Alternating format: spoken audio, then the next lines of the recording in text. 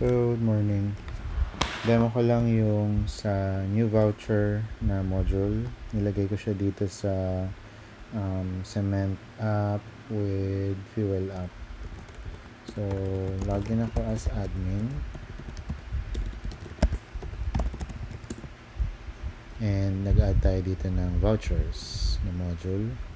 So, dito sa vouchers na module, dito pwede mag-add ng new voucher. And then, kapag admin ka, may access on pending approvals and approval matrix. Before tayo mag-proceed dito, meron din tayong maintenance for voucher recipient. Sino yung mga magiging recipient ng voucher. So, dun yun sa pay to.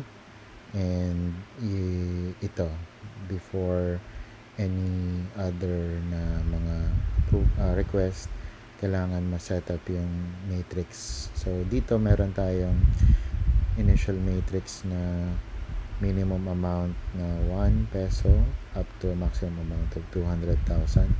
So, level 1. So, pwede kayo mag-add na kapag say 200, 1,000 up to 1 million, for example, level 2 na siya. So, pwede tayo mag-add ng approver para doon. So, pag lumampas siya ng 200,000, nag-above siya ng 200,000, magiging dalawa yung approver.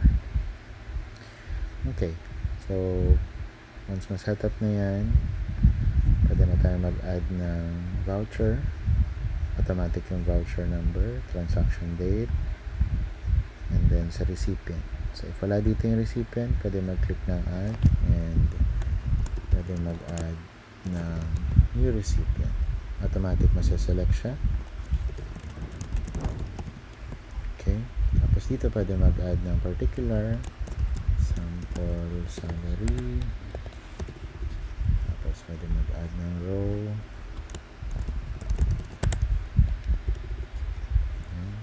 And then pwede rin mag-add ng file needed. Tapos create voucher. Kung di pa nasasubmit, pwede din i-edit. For example, edit yung amount and then update voucher. And once okay na, pwede nang submit for approval. So, dito makikita kung sino yung approver. So, since ako yung naka-login, and sa akin pumasok ako din yung approver. So, pwede kong i-approve.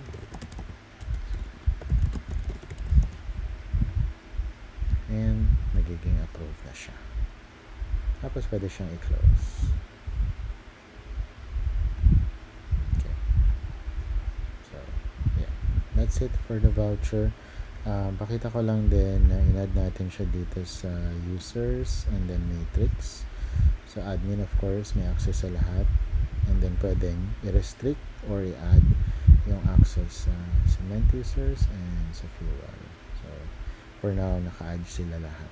Naka-add lahat yung vouchers sa lahat ng type.